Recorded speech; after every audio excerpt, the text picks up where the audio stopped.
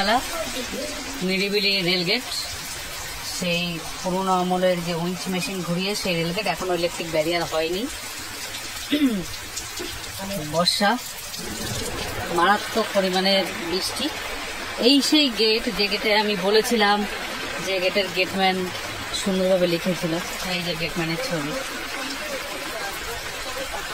এই গেটে আমিও ডিউটি করতাম।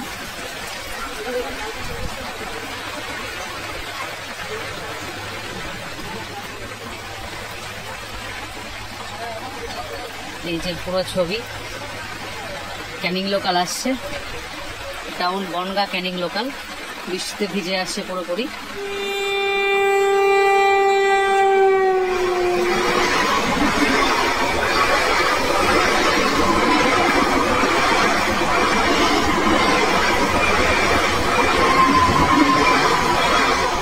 রেল ট্র্যাক পুরো সাদা। আপে আসছে শিয়ালদা বনগা লোকাল।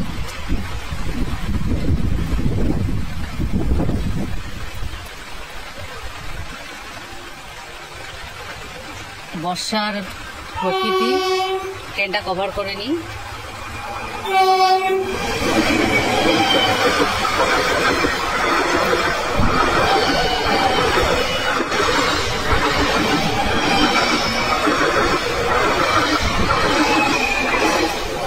বর্ষণ সিক্ত এক গ্রাম এবং লোকেশনটা ভীষণভাবে সুন্দর। নিরিবিলি গেট এবং আমের ছায়া। আর এই যে গেটম্যানের যে ছবিটা দেখালাম, উনি এখানের বাচ্চাদের পড়ান। আর এই হচ্ছে সেই লেখাগুলো, আমি ওপাশ থেকে দেখাচ্ছি লেখাগুলো।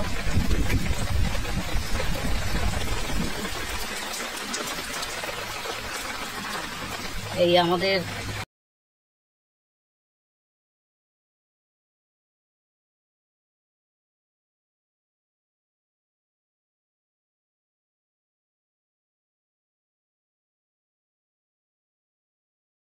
সমস্ত কিছু স্বরবর্ণ, ব্যঞ্জন বর্ণ এবং ইংরেজিতে লেখা।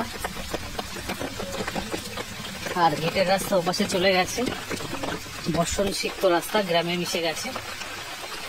চারপাশে জমি, ডান দিকটা জলা জমি। আর সামনে রাস্তাটা জলাজমির মধ্যে মিশে গেছে। ওপাশে চাষের ক্ষেত, তার ওপাশে বাইক আছে আদিবাসী গ্রাম এবং ওপাশে ওএনজিসি। এটা অনেকটা দূর। প্রচন্ড বর্ষা পড়ছে, আর এই বর্ষার মাঝে মানে এই মাঠ ঘাটে এত সুন্দর লাগে, বর্ষার জল গায়ে মাখতে অসাধারণ একটা জিনিস। তারপর মাছ, কুচে মাছ এসব তো আছেই। ওই অনেক ছেলেপেলেরা একটু করে ধরবে, ইভেন এইখান থেকেও ধরবে। অসাধারণ একটা প্লেস। এরকম গ্রাম বাংলার প্রকৃতি সত্যি অসাধারণ। বিশেষ করে আলাদা আলাদা সময় আলাদা রূপ, কখনো গরমকালে, কখনো বর্ষায়। এই রূপগুলো খুঁজে পেলে মনে হয় আর কিছু চাই না।